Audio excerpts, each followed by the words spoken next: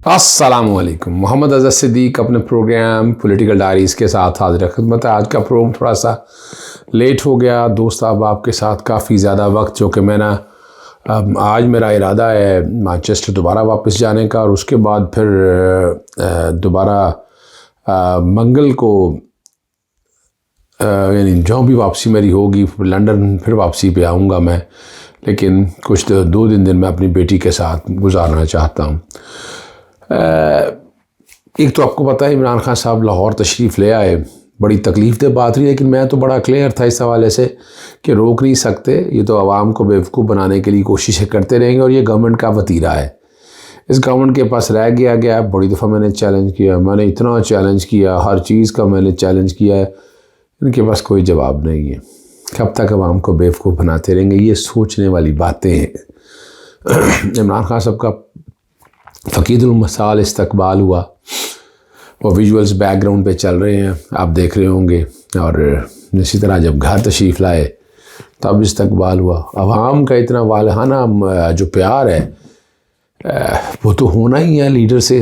यानी आपने लीडर को जैसा ट्रीट किया, और वो लीडर तो फिर लीडर है ना जी। अब तो कहानी उल्टी गिनती शुरू हो चुकी है। बगावत के और दहशतगर्दी के पर्चे तो अब ख़त्म होने को हैं, ये मैं बताता चलूँ इन एडवांस। इसी तरह जो मुकदमा था तोशाखाना वाला, चीफ जस्टिस के पास वहाँ चल रहा था, और यहाँ लार्जर बेंच के पास लाहौर हाई कोर्ट के पास है। लाहौर हाई कोर्ट के पास आइंदा पेशी पे इंशाअल्लाह बहस करके, और ये केस भी जीता हुआ है नहीं ना वो ट्राइब्यूनल है, ना ही इलेक्शन कमीशन की बात कर रहा हूँ, ना तो वो कोर्ट है ना ही ट्राइब्यूनल है। अल्टीमेटली बात कहाँ आनी है? अल्टीमेटली तो बात आगे से इस्तगासे पे आ गई। इस्तगासा मेंटेनेबल नहीं है, ये मैं आपको पहले दिन से बता रहा हूँ। लिमिटेशन का पॉइंट है, बड़ा सॉलिड पॉइंट है, बहुत सॉलिड पॉइंट है। जो नया जज लगाया था इलेक्शन कमीशन के वहाँ मैटर देखने को, वो बहुत तेज़ी थी उनको, और उनसे केस ट्रांसफ़र करने के लिए दरख्वास्त होगी, और प्रोसीडिंग जो है ना तोशाखाना की अब रुक गई हैं। और ये देखिए, मैं बार बार बताता हूँ, जब जुरिसडिक्शन का मामला हो तो जुरिसडिक्शन पहले तय करनी है। इलेक्शन के इस फैसले के अंदर दायरा इख्तियार पहले तय करना है। इलेक्शन कमीशन का दायरा इख्तियार है ही नहीं। एक तो लिमिटेशन का पॉइंट है, म्याद थी 137 सेक्शन के तहत, वो म्याद ख़त्म हो गई। अब जब म्याद ख़त्म होगी तो आगे फिर क्या चलना है आपने? जब म्याद के अंदर आप नहीं कर सके तो फिर आप प्रोसीडिंग ही नहीं टेकअप कर सकते। यानी, और ये मैं बताऊँ, ये फौजदारी जुर्म नहीं, ये पेनल्टी की शक्ल में आता है, आपको जुर्माने की शक्ल में आता है। जो जुर्माना जो है वो तो फिर उसी के मुताबिक होता है जो कानून बात करता है। तो ये भी सस्टेनेबल नहीं है। मैं एडवांस में मैं आपको शुरू से बताता आया हूँ कि ये सस्टेनेबल नहीं है, और हाई कोर्ट को इख्तियार है कि उसको ख़त्म कर दे। ये बहुत बड़ी अचीवमेंट होगी, और वकला की बहुत बड़ी अचीवमेंट है। और मैं एक बात, मैं रात सलीम बुखारी के प्रोग्राम में मंसूर अली ख़ान के साथ जब मैं मौजूद था तो बड़ी सख्त बातें हो गई। मैं देखिए, गलत बात है ना जब आप बताते रहे कि पता नहीं क्या हो गया इमरान को क्या एडवांटेज मिला जी। मैं वही पूछना चाहता हूँ, उनसे मैं बार बार पूछता हूँ।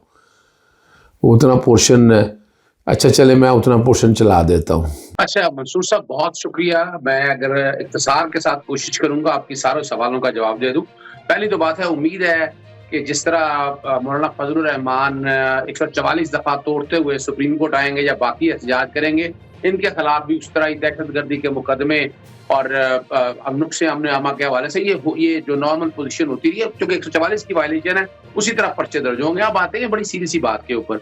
मैं पहले ऐसा करता चलूँ, ये कन्फर्म जमानते नहीं है।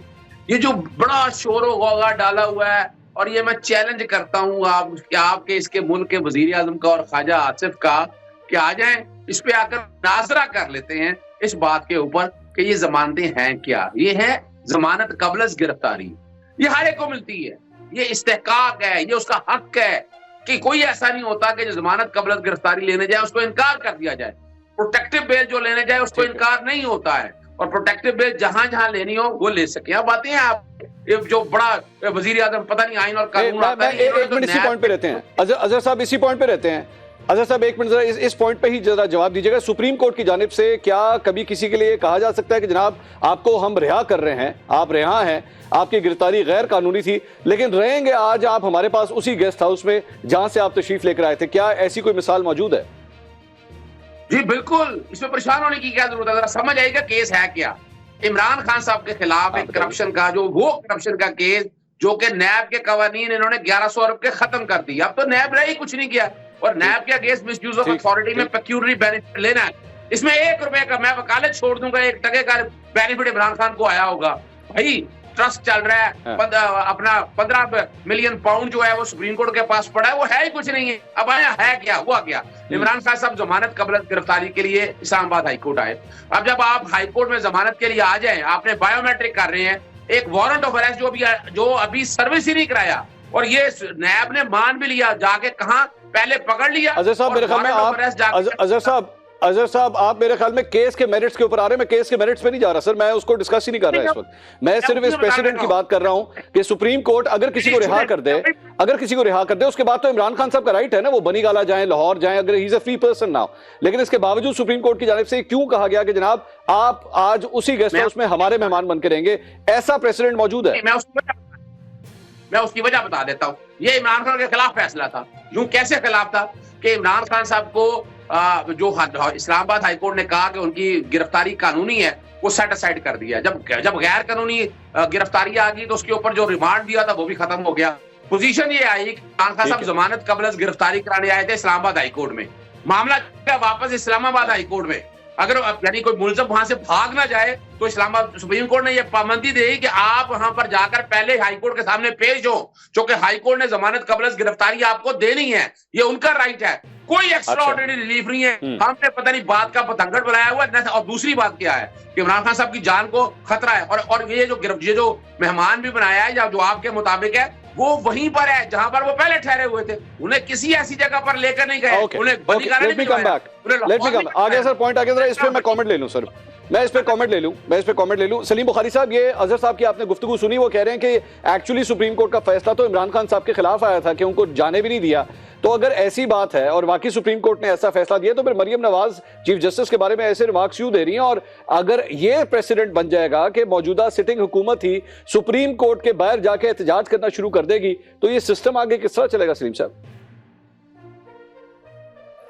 बहुत शुक्रिया आपका मंसूर, आपने याद किया अपने प्रोग्राम में। देखिए अजहर सिद्दीक साहब वकील हैं, लिहाजा उनके पास तो हर एक चीज़ का कोई ना कोई जवाब मौजूद रहेगा। बड़ी काबिलियत से, बड़ी शानदार तरीके से वो दिफा कर रहे हैं खान साहब का, वो एक अलग तरफ है। जो सवाल है आपका वो ये है कि जो कुछ इमरान खान साहब के साथ सुप्रीम कोर्ट में और उसके बाद इस्लामाबाद हाई कोर्ट में हुआ, उसका पाकिस्तान की 75 साल तारीख में कोई रिकॉर्ड, कोई पैरेलल मौजूद नहीं है। बिल्कुल इसके ऊपर बहस ही नहीं हो सकती। ऐसा कुछ भी कभी आज तक नहीं हुआ कि एक आदमी है, उसके ऊपर इल्ज़ाम है कि वो 60 अरब रुपए जो है वो उन्होंने गलत इस्तेमाल किए, कैबिनेट को धोखा दिया, सील लिफाफे में अप्रूवल करा ली, और आप फरमा रहे हैं कि उनका तो किसी एक पैसे से ताल्लुक नहीं है। तो ये बहस की हद तक और वकालत की हद तक तो बिल्कुल ठीक है, लेकिन ऐसा कभी जिंदगी में हुआ नहीं है कि एक ऐसे शख्स पर जिस पर इतना घिनौना इल्ज़ाम हो, उसको जी चीफ जस्टिस साहब ये कह के रिसीव फरमाएं कि आपसे मिलकर बड़ी खुशी हुई, और बाद में गुजार जाते हुए ये भी फरमा दें कि बेस्ट ऑफ लक। ये जो रवैया है, ये रवैया इससे पहले किसी भी एक्यूज के साथ आज तक नहीं अपनाया गया। तो इसीलिए इस वक्त जो सूरत हाल है वो ये कि डराओ जजेस को और अपनी मर्जी के फैसले ले जाओ। आइए मंसूर चलते हैं 1990s में। आपको याद है कराची के अंदर एमक्यूएम की जो दहशत थी अल्ताफ हुसैन की, उसके नतीजे में या तो जज फैसला करते नहीं थे, केस पेंडिंग पड़े रहते थे, या फौरन जमानत देते थे जब उनको बोरियां बताई जाती थी कि बंद बोरियां तैयार हैं, या छुट्टी पर चले जाते थे। उसके बाद ये रिवाज खान साहब ने डाला कि जजेस को डराएं। जूतियां भी पड़ी थी जजेस की तस्वीर के ऊपर, आपको शायद याद ना हो, मैं अगर याद दिला दें, अगर आप मुझे इजाजत दें। और पड़ी भी थी बाहर के मुल्कों के अंदर तस्वीरें बड़ी बड़ी लगा के, याद है आपको? ये रवाज डाल के अब जो मौलाना फजल रहमान साहब कह रहे हैं कि मैं भी आऊंगा पीर को वहां पर, तो इस नए ट्रेंड का मूजिद का नाम इमरान खान है। और इसने हमारे जुडिशल सिस्टम का, इसने हमारे इंसाफ का जो बुरकस निकाला है, जो तस्वीर बना दी है, वो बस अल्लाह ताला की पनाह मांगनी चाहिए। इसके बाद यही होगा कि जिसकी लाठी उसकी भैंस। खान साहब कहते थे 2 कवानीन नहीं होने चाहिए छोटे के लिए। लेकिन सलीम साहब, लेकिन सलीम साहब अगर ऐसा होता जी, सलीम साहब अगर केस ऐसा होता तो chief justice of Pakistan Imran Khan साहब को कल अपनी अदालत में पहली दफा देख के ये क्यों कहते कि आपको देख के मुझे बहुत खुशी हुई? देखिए, ये आपका ख्याल है कि ये एक अच्छा रवाज है या इससे पहले भी था? इससे पहले भी कोई जज इतना विजडम का भरा हुआ था जिसने किसी एक्यूज को ये कहा हो? जी, कुछ कहा आपने? मैंने यही कहा। सर अजहर साहब कुछ कह रहे थे, आप प्लीज बात कंप्लीट कीजिए। देखिए अजहर साहब, आपसे तो मैं बहस करूंगा नहीं, इसलिए आप वकील हैं, आप लॉ तो मैंने भी पढ़ा हुआ है, लेकिन आप बहुत काबिल वकील हैं।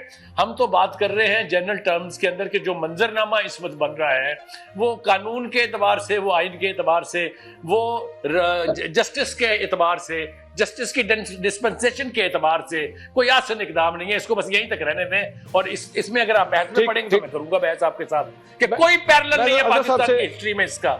जी, कोई पैरेलल नहीं है। अजहर साहब जरा इस पे कुछ बात कर रहे थे, मुझे आपकी तरफ जाना। जी अजहर साहब, आप अपना कमेंट कंप्लीट कीजिए प्लीज।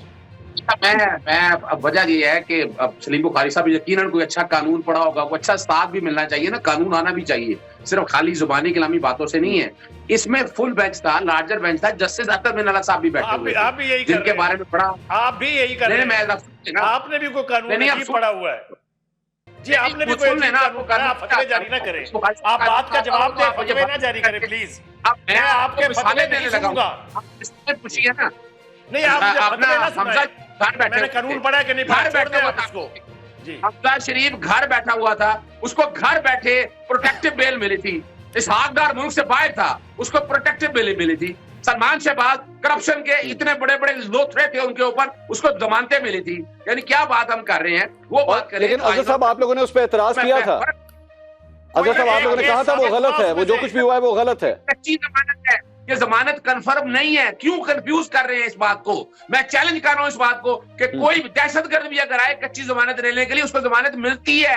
किसने कह दिया कि उसको इंटरनल जमानत नहीं मिली, उसको प्रोटेक्टिव जमानत नहीं मिलती है? ये मैं चैलेंज कर रहा हूं। या आप छोड़ दीजिएगा, मैं वकालत छोड़ दूंगा, आप ये कहा कहीं है वो छोड़ दीजिएगा, यानी गलत बात हो ना। सलीम साहब कुछ सवाल करना चाहे? सलीम साहब जी, आपने वो प्रोग्राम देख लिया, सारा साथ लगा हुआ, और वहाँ मैंने जो बात की आपके सामने, मैंने तो हकायक बताए हैं, सच बताया, और सच बताया तो बुरा मान गए। जवाब नहीं है ना, झूठ के पाँव नहीं होते। आगे चलते हैं। इमरान रियाज की बड़ी तकलीफ़ और परेशानी है। इमरान रियाज को अगवा कर लिया गया, इसमें तो कोई शक नहीं है। अब कौन से थाने ने अगवा किया वो देखना है कि कौन सा थाना पहुँचेगा। MPO के तहत डिटेन किया। अब MPO डिटेन तो करना था पंजाब ने, पंजाब यानी DC लाहौर ने। वो तो पाकिस्तान से बाहर जा रहा था और सियालकोट के एयरपोर्ट से वापस उतारा गया उसको, और डिटेन सियालकोट में रखा गया। और सियालकोट में रखने के बाद जब एप्लीकेशन रिकवरी की फ़ाइल की उनकी हफ्से बेजा से चीफ जस्टिस के पास समाअत हुई, तो वहाँ IG ने भी आके कह दिया, और IG जेल खाने जाते भी कह दिया कि वो तो वहाँ नहीं है, वहाँ से निकाल दिया या छोड़ दिया। अब ये जो कुछ भी हुआ आइन और कानून के मुताबिक तो नहीं है ना। आपके इस मुल्क में बुनियादी हक है, इसमें जंगल का कानून तो नहीं है। किसी के खिलाफ आपने कोई भी काम करना है तो आइन के कानून के मुताबिक करें आप। अगर आप इस तरह करते रहेंगे तो फिर परेशानियां तो बहुत सी रहेंगी। उन परेशानियों को देखें, सोचना ये है कि क्या हम ये कर भी सकते हैं, क्या हमें कानून इजाज़त देता है इस बात की। और जिस तरह की ट्रेंडिंग चल रही है, मिसेज़ इमरान रियाज से मैं राब्ते में हूँ, जूम पे बात हुई, जो अमेरिकन दोस्त हैं हाँ उनके कॉन्टेक्ट्स में वो बड़े परेशान हैं, ओवरसीज़ बहुत परेशान हैं। फिर जिस तरह के ट्वीट आते रहे, खुर्शीद आलम साहब ने जो ट्वीट किया कि तशद्दुद होने का, और अगर ये सच है तो बड़ी तकलीफ दह बात है। ये सोचना पड़ेगा आपको। और मैं डिमांड करता हूँ सदर पाकिस्तान से, वज़ीर आज़म से, गवर्नर से, वज़ीर आला से, वज़ीर दाखिला से, साहब फौरी तौर पर रिकवर करें इमरान रियाज को। जहाँ कहीं भी इमरान रियाज कौम के सामने लेके आए, जुर्म किया है, जुर्म की सज़ा दें आप, लेकिन इस तरह मत ट्रीट करें आप, इस तरह बुनियादी हक़ की पामाली मत करें आप। और करेंगे तो जग हसाई होगी। और वैसे भी क्या सहाफ़ियों के साथ ही हो जाना चाहिए। आफ्ताब इकबाल साहब को रिहाई मिल गई, अरे और ये मकबूल जान को उठा लिया आपने, और ये मकबूल जान की तरफ से हम पब्लिक अकाउंट कमेटी वाला जो मैटर है जिस तरह वो टेकअप करना चाहते हैं, सॉरी दूसरी इस्तेहकाक कमेटी का, उसमें मैं तो बड़ा सीरियस इस मैटर को टेकअप कर रहा हूँ कि वो कैसे कर सकते हैं। और वो तफसील बना ली थी, अब उनको मैं लिखने वाला हूँ। जहाँ तक उनकी डिटेंशन है वो चैलेंज की जा रही है, और उम्मीद है कि हफ्ते वाले दिन या आज ही समाअत होगी और हाई कोर्ट उनको रिकवर कर देगी, बाजियाब करा देगी, जैसे ही आफ्ताब इकबाल साहब को कराया, जो कि आगे तो आ रहे सीनियर सिटीजन पॉलिटिशियन, सॉरी सियासतदान है, उनके साथ क्या रवैया ये इख्तियार किया जा सकता है? बिल्कुल नहीं, कोई कानून और आइन में गुंजाइश नहीं है कि आप इस तरह का रवैया इख्तियार करें। इजाज़त चाहता हूँ मैं आपसे, कोशिश करता रहूँगा अब तक मैं आगाही ज़रा टाइम सेट हो पाए, लेकिन टाइम मेरा सेट नहीं हो पा रहा, मैं माजरत चाहता हूँ उसके लिए। अस्सलाम वालेकुम, अल्लाह हाफ़िज़, पाकिस्तान जिंदाबाद।